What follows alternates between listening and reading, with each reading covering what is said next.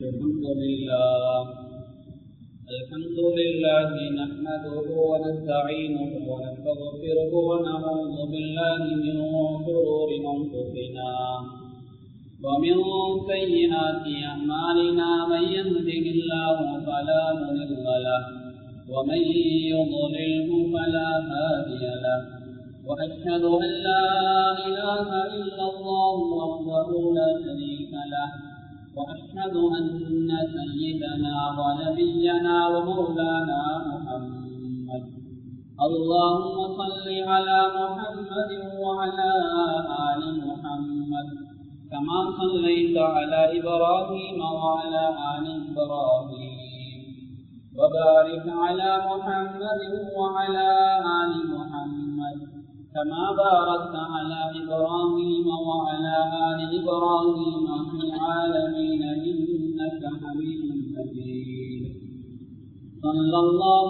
عليه وآله وأزواجه وذرياته وأصحابه وأهل بيته أجمعين وأوصيكم عباد الله وإياي أولا بتقوى الله وإن التقوى رأس الأمور أما بعد فقد قال الله تبارك وتعالى في كلامه العزيز أعوذ بالله من الشيطان الرجيم بسم الله الرحمن الرحيم إن عدة الشهور عند الله 12 شهرا في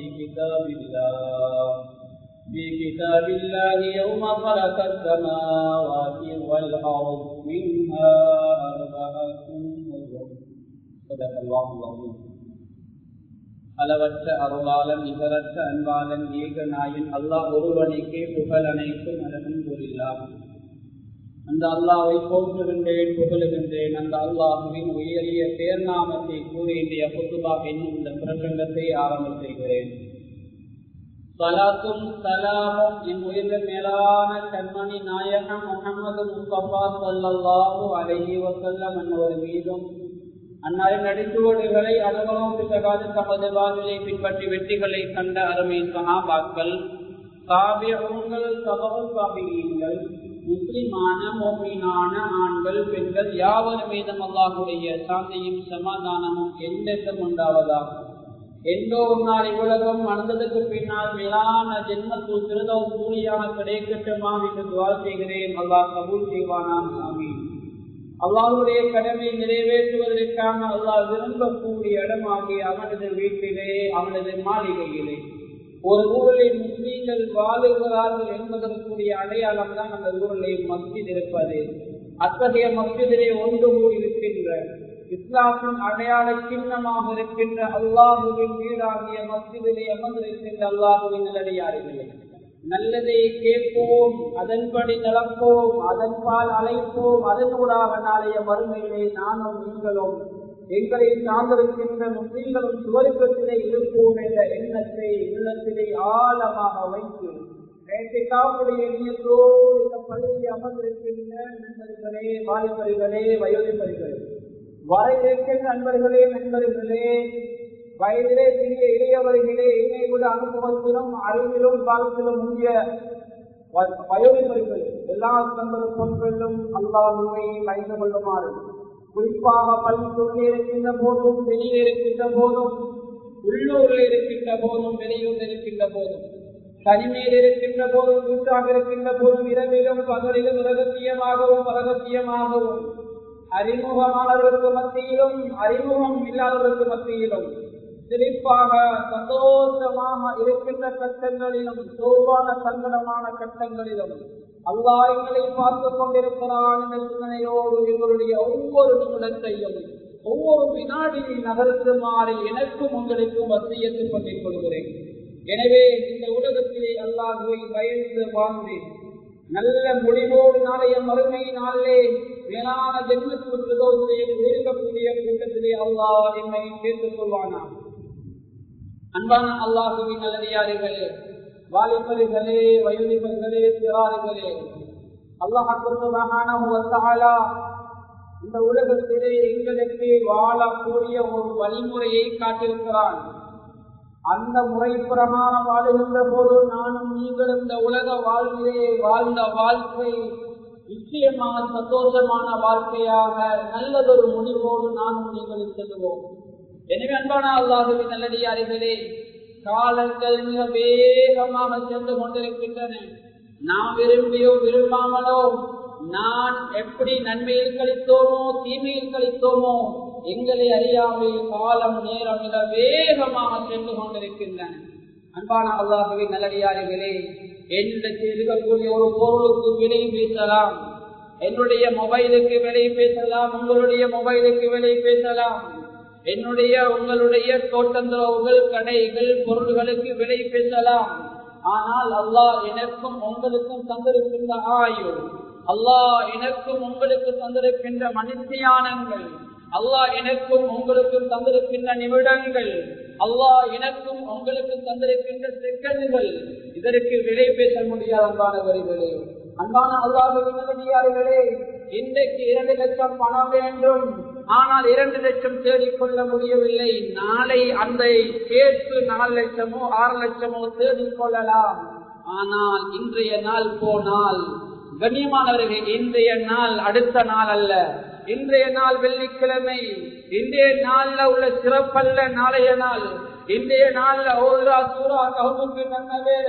இன்றைய நாள்ல ஓதுற சூரா கஹ்ஃபுக்கு நன்மை எப்படி இருக்குதோ, இன்றைய நாள்ல சொல்லக்கூடிய ஸலவாத், இன்றைய நாள்ல சொல்லக்கூடிய இஸ்திக்ஃபார், இன்றைய நாள்ல கொடுக்கக்கூடிய தர்மங்கள், எல்லாவற்றுக்கும் நன்மைகள் அதிகமாக இருக்கிறது.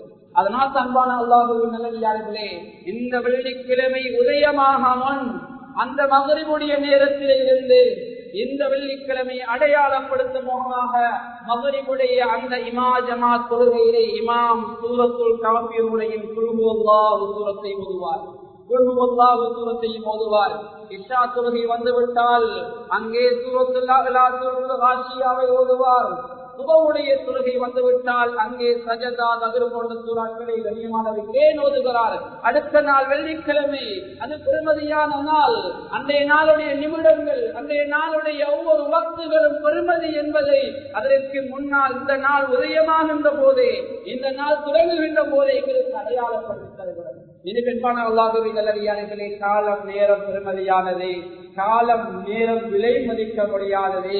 பொருள்களுக்கு விலை பெற்றலாம், அல்லாஹ் எனக்கும் உங்களுக்கு தந்திருக்கின்ற ஆயுள் அதற்கு விலை பெற்ற முடியாதவர்களே.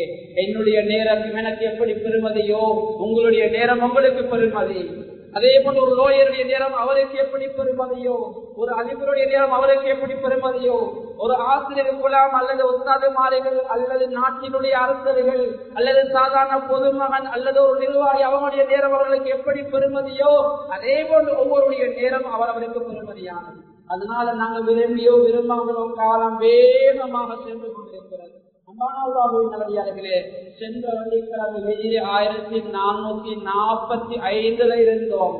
இந்த வெள்ளிக்கிழமை 1446 5வது பிறையில நானும் நீங்களும் இருக்கிறோம்.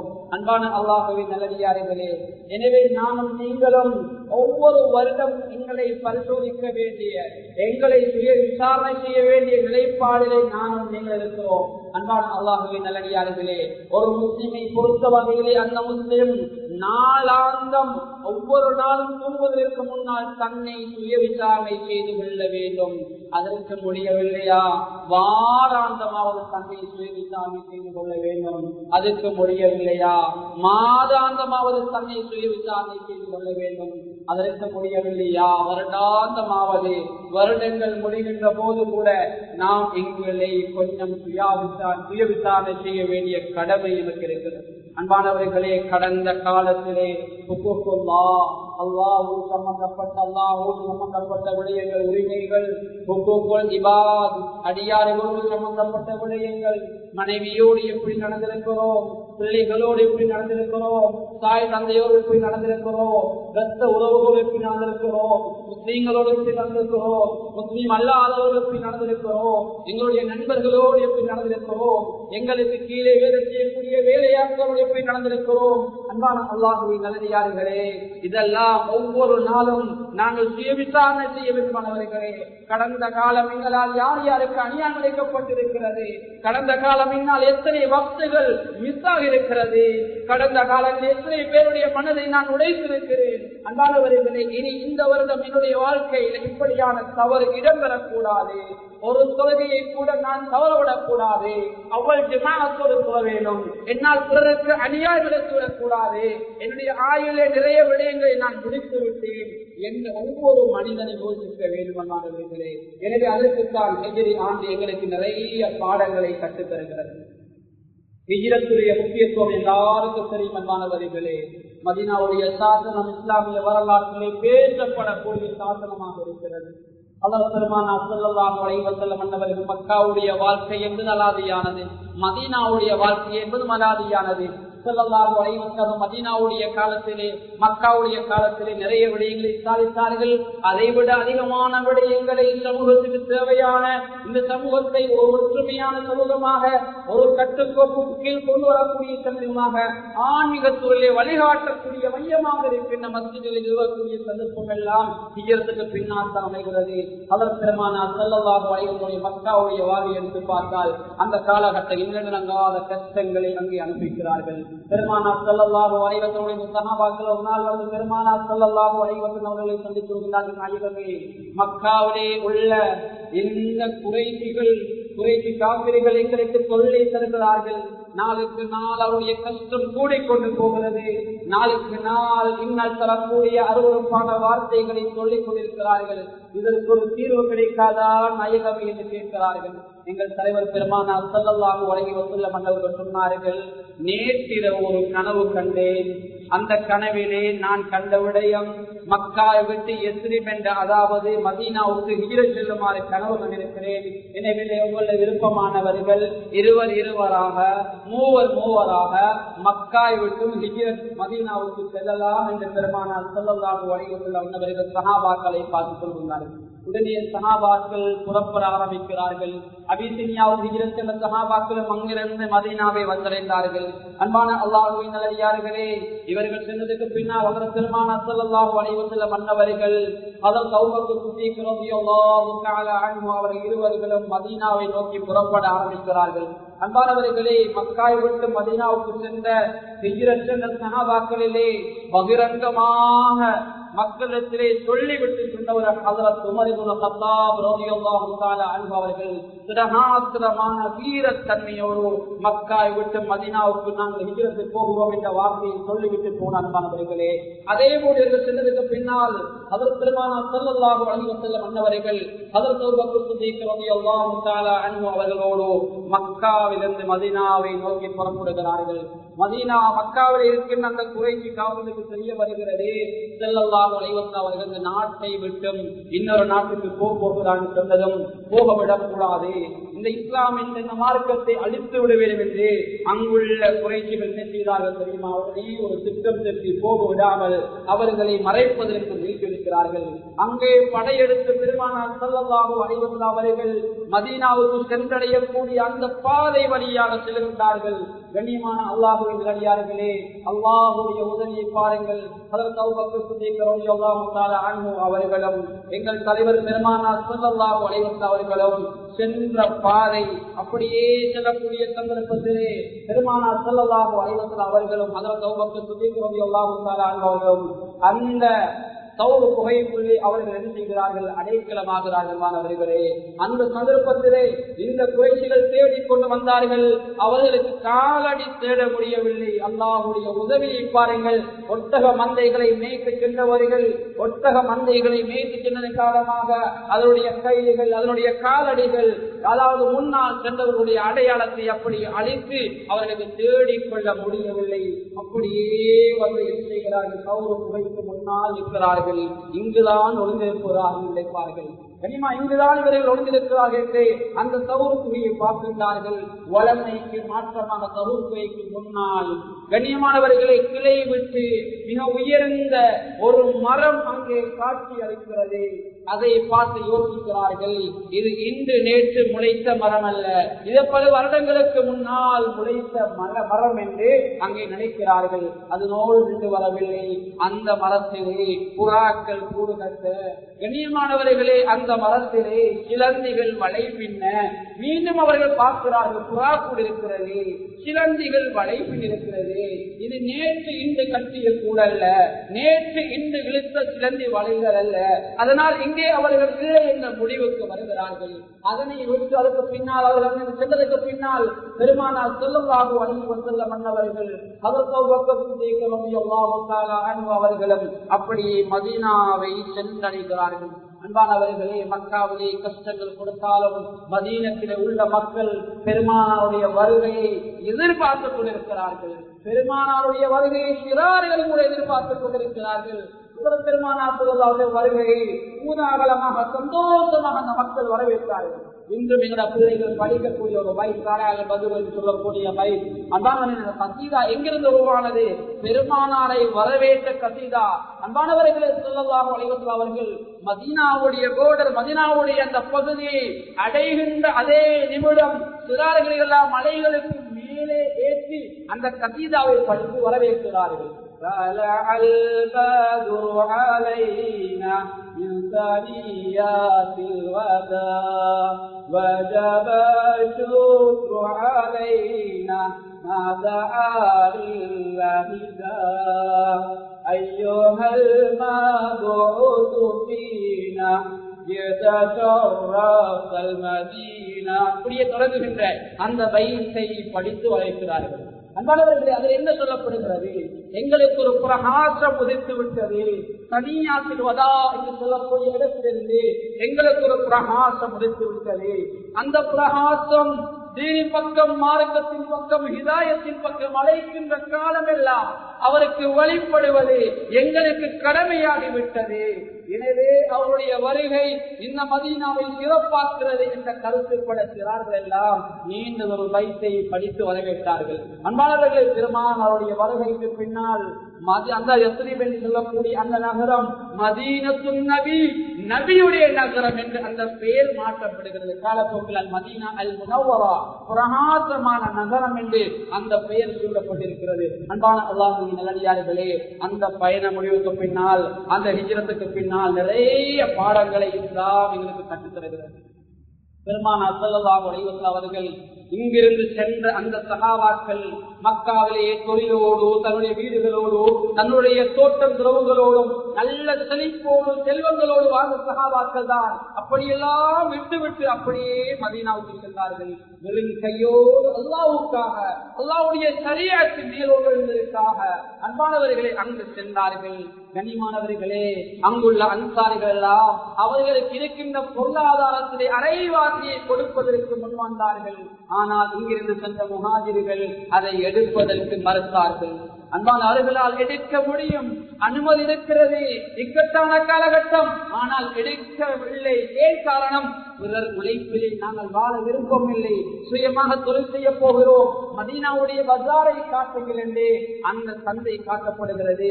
அங்கே அவர்கள் வியாபாரம் செய்து காலப்போக்கிலே அந்த மதீனாவிலே இருந்த வியாபாரிகளை விட, மதீனாவிலே இருந்த விவசாயிகளை விட, மக்காவிலே இருந்து வந்தவர்கள் அவர்களை விட செல்வந்தர்களாக மாறியதாக இஸ்லாமிய வரலாறு சொல்லி காட்டுகிறது. அன்பான அல்லாஹ்வின் அடியார்களே, எதை சொல்லுகிறேன் என்றால், பிறர் உழைப்பிலே நாங்கள் வாழாமல் ஏதோ ஒரு சுயமாக தொழில்கள் செய்து தைரியமாக ஏதாவது ஒரு வழியிலே உழைத்து வாழக்கூடிய மக்களாக நாம் மாற வேண்டும். கண்ணியமானவர்களே, சிலருடைய தொழிலையே யாத்திரை கேட்பது, தொழில் செய்வது இழிவு கிடையாது. பொட்டு கடைகள் வைக்கிறது, வீட்டுக்கு வீடு போய் வியாபாரம் பண்ணுவது இழிவு கிடையாது.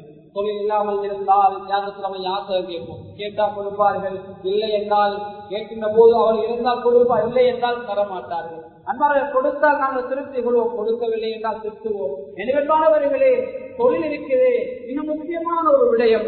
தொழில் துறவு என்பது மிக முக்கியமான ஒரு அம்சம். சஹாபாக்கள் தொழிலை மக்களுக்கு மத்தியிலே மயப்படுத்தினார்கள். தொழில் செய்யாத எந்த நபியும் இல்லை என்று சொல்கிற அளவுக்கு நபிமார்கள் தொழிலை அக்கறை காட்டினார்கள். சஹாபாக்கள் அக்கறை காட்டினார்கள். சஹாபா பெண் மக்கள் தங்களுடைய பிள்ளைகளை தங்களுடைய கணவன்மார்களை தொழிலுக்கு அனுப்புகின்ற போது மிக முக்கியமான ஒரு வார்த்தையை சொல்வார்கள். இன்னனா நஸ்பிரு அலல் ஜூ வ இன்னனா லா நஸ்பிரு அலன் நார். தொழிலுக்கு போகிறீர்கள், பரவாயில்லை, ஹலாலா கிடைச்சா நல்ல முறையில தேடினா கொண்டு வாங்க, அதை கபூல் செஞ்சு கொள்வோம். அப்படி இல்லைன்னா ஹராத்தை கொண்டு வந்துடாதீங்க. இந்த வயிறு, இந்த உடம்பு, இந்த உலகத்தில் உள்ள பசியை தாங்கிக் கொள்ளும். நரக நெருப்பை இந்த உடம்பு தாங்காது. நரகத்துக்குரிய நெருப்பாக அது ஹராமான வழியில கொண்டு இந்த உடம்பை நரகத்துக்கு கொடுத்து விடாதீங்க. ஒன்றுமே இல்லையா, பொறுமையா வாங்க, பொறுமையா இருக்கும் கனிமங்களே. இப்படியான ஒரு நசீகத்தோட தான் சஹாபிய பெண் மக்கள் எல்லாம் தங்களுடைய கணவன்மாரை பிள்ளைகளை தொழிலுக்கு அனுப்பினார்கள். அன்பான அல்லாஹ்வின் நல்லடியார்களே, அது மாத்திரமல்ல, அஹ்மதில் ஒரு ஹதீஸ் பதிவு செய்யப்பட்டிருக்கிறது. உங்களுடைய சாட்டை கீழே விழுந்தாலும் கனிமான அல்லாஹ்வின் நல்லடியார்களே, சஹாபாக்களுடைய துணையாக இருக்கக்கூடிய ஒன்றுதான் அவரோடு இருக்கக்கூடிய ஒரு அத்தா இருக்கு. நபிமார்களுடைய வரலாறுகளை குர்ஆன் பேசுகின்ற போது அவர்களோடு சேர்ந்து சில சந்தர்ப்பங்களில் அத்தா இருந்தது. ஹஜ்ரத் மூஸா அலைஹிஸ்ஸலாத்து வஸ்ஸலாம் அன்னவர்களுடைய வரலாறை பேசுகின்ற போது அவருடைய அத்தா மிக பிரபலியமானது, அவருடைய கைத்தறி மிக பிரபலியமானது. அன்பானவர்களே, அதே போன்று ஸல்லல்லாஹு அலைஹி வஸல்லம் சொன்னார்கள், நீங்கள் பயணம் போகின்ற போது உங்களுடைய கைத்தடி, உங்களுடைய அத்தா கீழே விழுந்தாலும் அதை எடுப்பதற்கு கூட பிறருடைய உதவியை நாடாதீர்கள், நீங்களே இறங்கி எடுங்கள் என்ற செய்தியை பெருமானார் ஸல்லல்லாஹு அலைஹி வஸல்லம் சொன்னார்கள். ஏன் கனிமானவர்களே, பிறருக்கு எங்களால் கஷ்டம் கொடுக்கக்கூடாது, நாம் சுயமாக தொழில் செஞ்சு முன்னேற வேண்டும், பிறர் உழைப்பிட வாழக்கூடாது, மற்றவர்களுக்கு கஷ்டம் கொடுக்க கூடாது என்பதை இஸ்லாம் வலியுறுத்தி இருக்கிறது. எனவே அல்லாஹ்வின் நல்லடியார்களே, கண்ணியமான ஒரு மாதம் நாம் இருக்கக்கூடிய இந்த முஹர்ரம் மாதமாக இருக்குது. அல்லாஹ் பரிசுத்த அல் குர்ஆனிலே சொல்கிறான், இன்ன இத்தல் ஷுஹூரி இன்தல்லாஹி 12 ஷஹ்ரன் ஃபீ கிதாபில்லாஹ் யௌம கலகஸ் ஸமாவாதி வல் அர்த் மின்ஹா அர்பஅத்துன் ஹுரும். அல்லாஹ் தஆலா வானம் பூமியை படைத்த நாள் முதல் அல்லாஹ்வுடைய ஏற்றில 12 மாதங்கள். அந்த 12 மாதங்கள்ல அல்லாஹ் 4 மாதங்களை சிறந்த மாதங்களாக இருக்கிறான். அந்த 4 மாதங்கள்ல கண்ணியமானவர்களே, அதாவது முஹர்ரம் மிக பெருமதியான ஒரு மாதம். துல்காதா, துல்ஹிஜ்ஜா, ரஜப், முஹர்ரம் இந்த 4 மாதங்களும் பெருமதியான மாதங்கள். அதுல ஒரு மாதம் தான் இந்த முஹர்ரம் மாதம். அன்பானவர்களே, முஹர்ரம் மாதம் வரலாற்றிலே ஏராளமான சம்பவங்கள் நடந்திருக்கின்றன. எனவே அந்த சம்பவங்களை சொல்வதற்கு நேரம் இறந்ததாவினால் சுருக்கமான சில விடயங்கள் நான் நினைவுபடுத்துகிறேன். எனவே அன்பானவர்களே, அந்த மாதத்துல நோக்க வேண்டிய ஒரு சுன்னத்தான நோன்பை இஸ்லாம் கற்றுத் தந்திருக்கிறது. அதுதான் ஆஷூராவுடைய நோம்பு. இன்று 5 வருகின்ற புதன்கிழமை ஆஷூராவுடைய நோம்பு இருக்குது. ஸல்லல்லாஹு அலைஹி வஸல்லம் ஆஷூராவுடைய நோம்பை நோக்கிருக்கிறார்கள், நோக்குமாறு ஏவிருக்கிறார்கள். அதனுடைய சிறப்பை சொல்லிருக்கிறார். கடந்த ஒரு வருட பாவங்களுக்கு பரிகாரம் என்று சொல்லியிருக்கிறார்கள். எனவே அந்த நோம்பை நோட்டுக்கொள்ள நான் நீங்கள் வைத்திருக்க வேண்டும். அது மாத்திரமல்ல, ஸல்லல்லாஹு அலைஹி வஸல்லம் அவர்கள் அன்றைய நாளிலே, அதாவது யூதர்கள் நோன்பு நோக்குவதற்காக அவர்களுக்கு மாற்றம் செய்யும் முகமாக ஸல்லல்லாஹு அலைஹி வஸல்லம் அடுத்த வருடம் நான் ஹயாத்தோடு இருந்தால் யூதர்களுக்கு மாற்றம் செய்யும் முகமாக 10ஆம் நாள் ஆஷூராவுடைய தினம் மாத்திரமல்ல, 10ஆம் நாளுக்கு முந்தின நாள் தாசுஆ 9ஆம் பிறை, அதாவது இலங்கையுடைய கணக்குப்படி செவ்வாய்க்கிழமை அந்த முன்னைய நாள் நோம்பை நோக்கிருப்பதாக ஸல்லல்லாஹு அலைஹி வஸல்லம் அவர்கள் தாசுஆவுடைய நோம்பை வலியுறுத்தியிருக்கிறார்கள். எனவே அன்பான அல்லாஹ்வின் நல்லடியார்களே, முடியுமானவர்கள் அந்த 9வது பிறை 10வது பிறை, அதற்கு முடியவில்லையா 10வது பிறை 11வது பிறை, அதாவது இலங்கை கணக்குப்படி செவ்வாய் புதன் அல்லது புதன் வியாழன் இந்த நோம்புகளை நாம் நோட்டுக் கொண்டால் கண்ணியமானவர்கள் அல்லாஹ் நிறைய நன்மைகளை தருகிறான். எனவே அன்பான அல்லாஹ்வின் நல்லடியார்களே, இந்த நோம்பை நாம் நோட்டு கொள்ள வேண்டும். எங்களை ஒவ்வொரு நாளும் சுய விசாரணை செய்து கொள்ள வேண்டும். எங்களால் பிறருக்கு அநியாயம் இழைக்கப்பட்டிருக்கிறதா, பிறருடைய காரியை நான் அபகரித்திருக்கிறேனா, பிறருடைய மானத்தில் நான் விளையாடி இருக்கிறேனா, பிறருக்கு நான் சூனியம் செய்திருக்கிறேனா, பிறரை குறியிலே போவதற்கு என்னென்ன அநியாயம் பண்ணியிருக்கிறேன். அன்பானவர்கள், இதெல்லாம் ஒவ்வொருவரும் கொஞ்சம் யோசிக்கிறது. அன்பானவர்களே, பொறாமை இருக்குதே, அது சாதாரணமான ஒரு விடயம் அல்ல. நான் 60 வருடம் இபாதத் செய்யலாம், 50 வருடம் இபாதத் செய்யலாம், நிறைய குர்ஆன் இருக்கலாம், லட்சக்கணக்கில் தர்மம் கொடுத்திருக்கலாம், கோடிக்கணக்கில் ஜகாத் கொடுத்திருக்கலாம். அல்லாஹ் பாதுகாக்க வேண்டும். உள்ளத்துல பொறாமை இருந்தா, அதனால தான் இமாம் கஸ்ஸாலி ரஹ்மத்துல்லாஹி அலைஹி சொன்னார்கள், வெளியில உறுப்புகளால் செய்யக்கூடிய பாவத்தை விட மனிதனுடைய உள்ளம் விளங்காத உறுப்பால் செய்யக்கூடிய பாவம் அபாயகரமானது. அதனுடைய விளைவுகள், அதனுடைய தாக்கங்கள் அபாயகரமானது. வெளிரங்கத்தால் செய்யக்கூடிய உறுப்புகளுடைய நன்மைகளை கூட விளங்காத உறுப்புகளால் பாவம் நடக்கின்ற போது அதெல்லாம் அழிக்கப்படுகிறது. அன்பான அல்லாஹ்வின் நல்லடியார்களே, இந்த உலகத்தில் சிலரை பார்க்கிறோம், சிலர் நல்லா இருந்தா சிலருக்கு போறாங்க, சிலர் நல்லா இருந்தா சிலருக்கு போறாங்க. ஒருவர் கடை கட்டி முன்னேற்றார், ஒரு வீடு கட்டி முன்னேற்றாரு, அது மல்டி மில்லியன் ஆகிட்டாரு. கண்ணியமானவர்களே, இவர்களுடைய தூக்கத்தை அப்படியே இல்லமாக்கி கொடுத்தார். இவருக்கு தூங்க போகாது, இரவில அவரை நினைச்சு இவர் கவலைப்படுறாரு. அண்ணாவர்கள் அப்படி யாரும் எண்ணக்கூடாது. அல்லாஹ் பாதுகாக்கணும். அப்படி எண்ணங்கள் எங்கள் வந்தா முதலாவது அவரை அல்லாஹ் கீழே போடுவான். என்னதான் கீழே போடுவான்?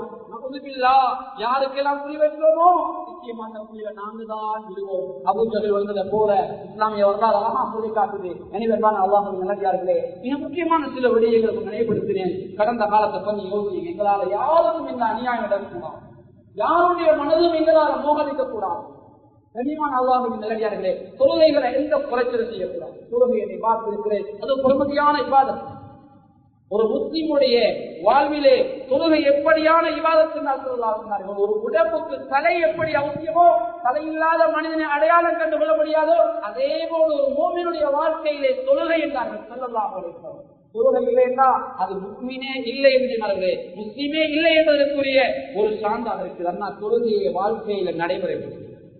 அல்லாஹ் தஆலா கூட பரிசுத்தமாக கூறுவாங்க, பல இடங்களில் தொழுகையை பற்றி பேசியிருக்காங்க. ஒவ்வொரு நாளும் தொழக்கூடிய தொழுகையை கொஞ்சம் எடுத்துப்பாங்க, சுருக்கமா சொல்லிட்டு ஒட்டுப்பாங்க. ஒவ்வொரு நாள் 5 நேரங்கள் நாங்கள் தொழுகிறோம். ஒரு நேரம் தொழுகைக்கு 10 நிமிடம் வச்சுக்கொள்ளுங்க. 10 நிமிடம் என்ற ஒரு நாளைக்கு நாங்கள் தொழுவது கிட்டத்தட்ட 50 நிமிடங்கள். ஒரு மனத்தியானம் வச்சுக்கொள்வோம்.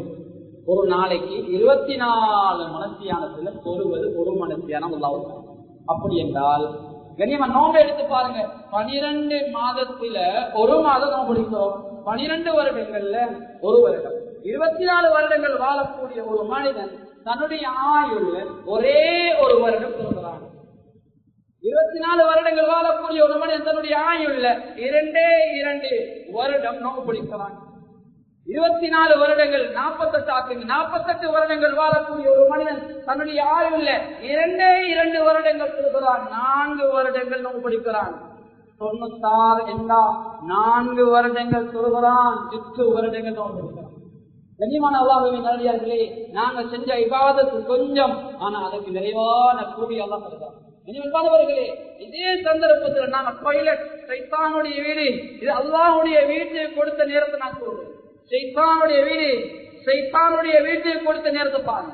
சில டாய்லெட்டுக்கு போனா வர மாட்டாங்க, தீனி வருத்தம் சொல்லுவாங்க, அல்லது வேற வேற நோய் சொல்லுவாங்க. கண்ணியமானவர்களே, ஒரு மனுஷனுக்கும் அதிகமான நேரங்களை ஒவ்வொரு நாளும் டாய்லெட்டை கொடுத்தோம். சைத்தானுடைய வீட்டுக்கு கொடுத்த நேரம் கூடவா அல்லாஹ்வுடைய மாளிகை, அல்லாஹ்வுடைய வீட்டுக்கு கொடுத்த நேரம் கூடவா?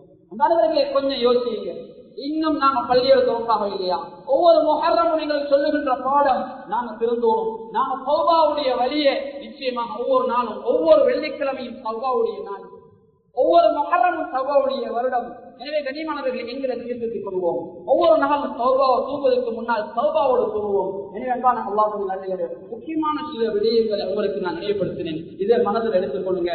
கடந்த வருடம் எப்படியோ சென்று விட்டது. நன்மையோ தீமையோ வரக்கூடிய காலத்தை கூட நன்மைகள் நிறைந்த காலமாக, தீமைகளை விட்டு தூரமாகிய காலமாக, நலவுகளை கொண்டு அலங்கரித்த காலமாக, மற்றவருடைய உள்ளங்களே வாழுகின்ற காலமாக, மற்றொரு புரிதோடுவதை மற்றவரை பற்றிய பொறாமைப்படுவதை உள்ளத்திலே இன்று பரிபூர்ணமாக அகற்றிய காலமாக நான் நீங்கள் மாற்றிக்கொள்ள வேண்டும். எனவே வல்லவன் அல்லாஹ் சுப்ஹானஹு கடந்து வந்த காலத்தில் எங்களால் என்ன தப்பு தவறு நடந்ததோ அத்தனை தப்பு தவறுகளை மன்னித்துடுவாயாக.